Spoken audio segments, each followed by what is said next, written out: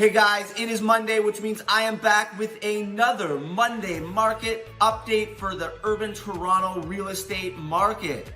And the trends continued this past week as we saw buyer and seller confidence continuing to strengthen here in urban Toronto as we entered phase 2 of the reopening of the economy. We saw new highs since pre-COVID for the number of transactions in both the housing market as well as the condo markets. So first we'll start off with the house market here in urban Toronto, where this past week we saw 73 new homes sold versus the week prior where we saw 52. So that's, a 35% increase in the number of transactions, showing that buyer confidence and seller confidence is there. 58 out of 73 of those homes sold at or above list price.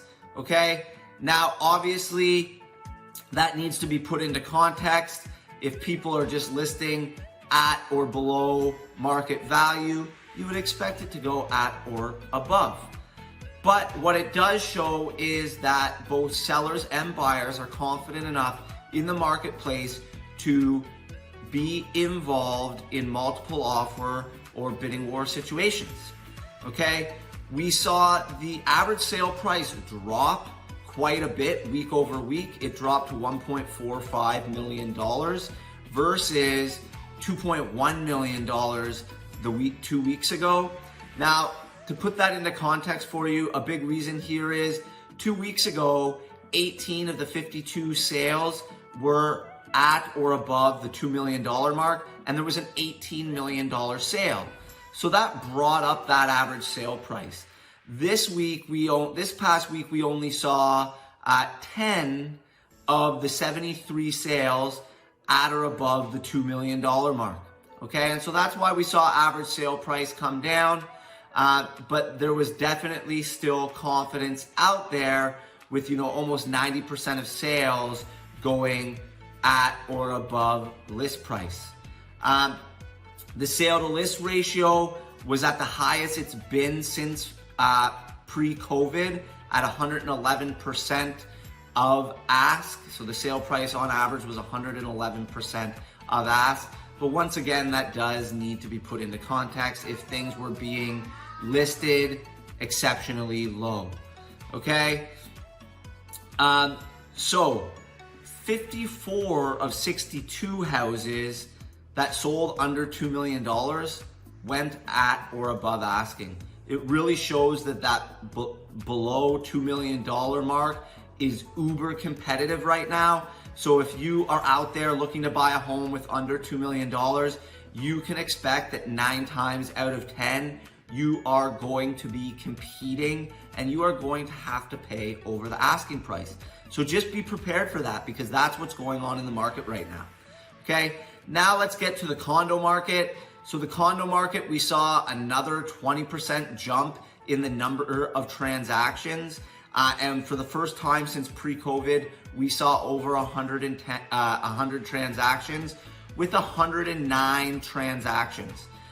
So 50 of those 109 transactions sold at or above list, dropping on average a bit from week prior, where we saw close to 50% of condos selling for at or above asking. This week it was down to about 45%, but just a slight decrease. On average, the average sale price jumped to $799,000. And we had 13 sales over $1 million. Whereas 2 weeks ago, we had 94 sales and 15 of those were over $1 million. So the average sale price jumped from $769 to $799, which means there was more consistency in the marketplace in that mid-range sale of, from $600 to $1 million.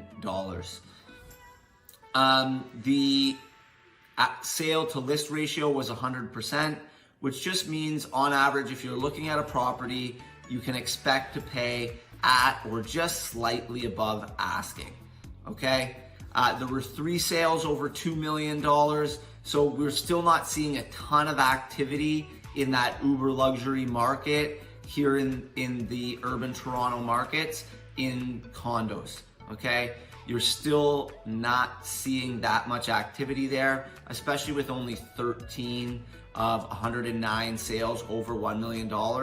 That's, you know, around 10 or 11% of sales over $1 million.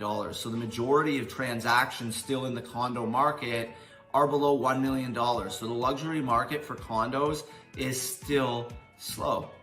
Now, if we look at condos and we look at average price per square foot, through the first 2 weeks of June, 2.5 weeks of June, we actually were seeing a decrease in the average price per square foot in the urban Toronto market as well. From May, we've seen that bounce up a little bit and come back a little bit in the last week and a half or 2 weeks of June here.